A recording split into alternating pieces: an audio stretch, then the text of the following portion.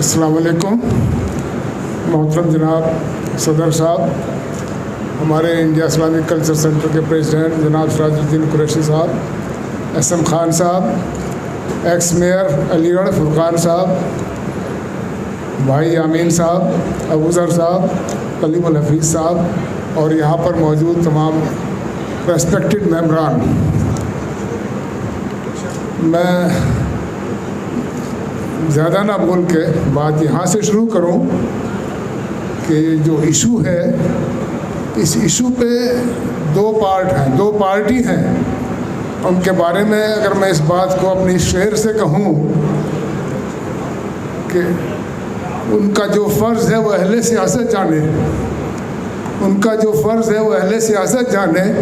मेरा पैगाम है मोहब्बत जहाँ तक पहुँचे।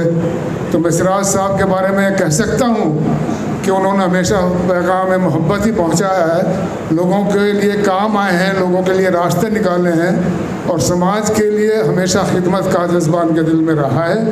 तो मैं और बाकी जो लोग हैं वो सियासत कर रहे हैं, पिछले 1 साल से ख़ास तौर से बहुत सियासत कर रहे हैं, करते रहें, लेकिन सिराज साहब हमेशा उनका जो करैक्टर है, जो किरदार है, वो उस पर कायम है।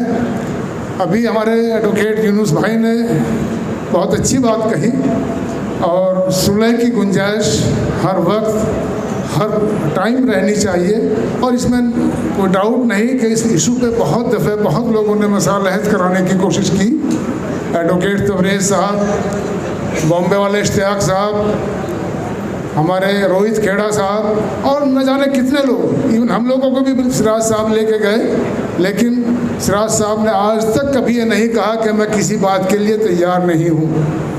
और इससे ज़्यादा क्या हो सकता है कि 9 मई के एजेंडे के तहत पिछले साल 24 मई को जो SGPM होनी थी, उनके कहने से 2 दिन पहले यहाँ मीटिंग थी, उनके सारे सपोर्टर्स यहाँ मौजूद थे 100-150 की तादाद में, और आखिरी टाइम में उन्होंने वो 20 तारीख को, 22 तारीख को, 24 तारीख को मीटिंग होनी थी, 20 तारीख को उन्होंने उसको उनके कहने से कि साहब हम आपका मामला बोर्ड की मीटिंग में निपटा देंगे, सब सुलझ जाएगा, आप इस मीटिंग को पोस्टपोन कर दीजिए। इन्होंने हमेशा की तरह उन पर यकीन करते हुए 20 साल से जैसे यकीन करते चले आ रहे थे, इसी तरह उन पर यकीन करते हुए वो मीटिंग पोस्टपोन कर दी।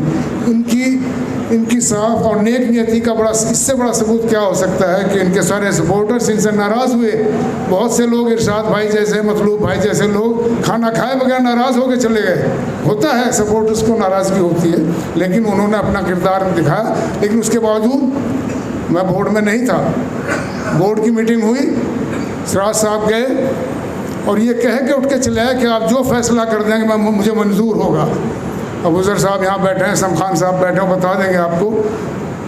ये कह के चले आए कि जो आप फैसला करेंगे मुझे मंजूर होगा, लेकिन नहीं, मामला फिर डिफ़र कर दिया गया।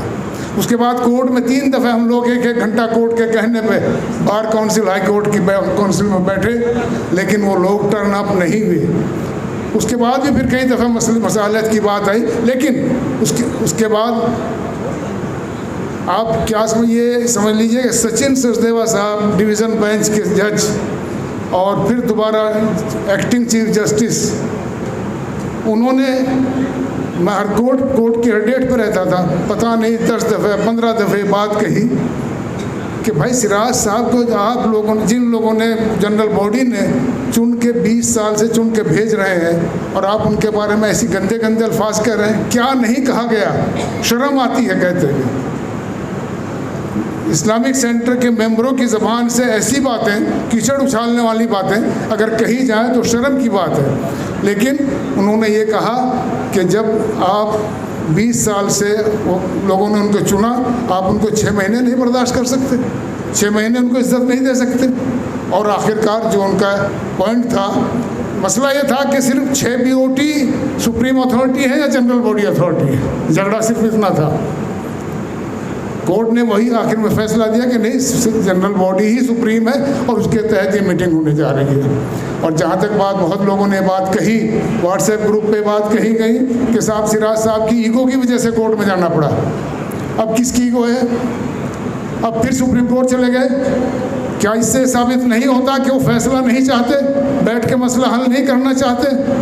इस स्टेज पे सुप्रीम कोर्ट जाना ये बात इस बात का सबूत है कि वो मसले का हल नहीं चाहते, वो मामले को उलझाए रखना चाहते हैं। तो मेरी आपसे दरख्वास्त है कि आप लोग इस बात को समझें, उनके किरदार को देखें, सिराज साहब के किरदार को देखें। जहाँ तक सिराज साहब के बारे में है, सिराज साहब को सब जानते हैं, आप सब लोग बखूबी जानते हैं।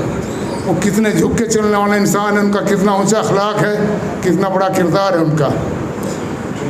एक शेर मुझे याद आ रहा है, याद रह जाते हैं कलीम भाई, याद रह जाते हैं अखलाक व किरदार, याद रह जाते हैं अखलाक व किरदार, ज़िंदगी का क्या है कभी भी चली जाए। तो सिराज साहब का किरदार हमेशा याद रहेगा, इनका अखलाक हमेशा याद है। वो प्रेसिडेंट ना रहें, लेकिन वो हमेशा याद किए जाएंगे। मैं इसी के साथ मेरी मोहब्बाना गुजारिश है कि आप 30 तारीख को अपने सभी जानने वालों को सबको लेके आए और हमारे 7 पॉइंट हैं, सातों पॉइंट पे टिक करें, यस करें। और इसी के साथ मैं आप लोगों से विदा चाहता हूँ। इस शेर के साथ सिराज साहब का कैरेक्टर झलकता है कि 4 दिन की है ज़िंदगी, 4 दिन की है ज़िंदगी, किस किस से कतरा के चलूँ।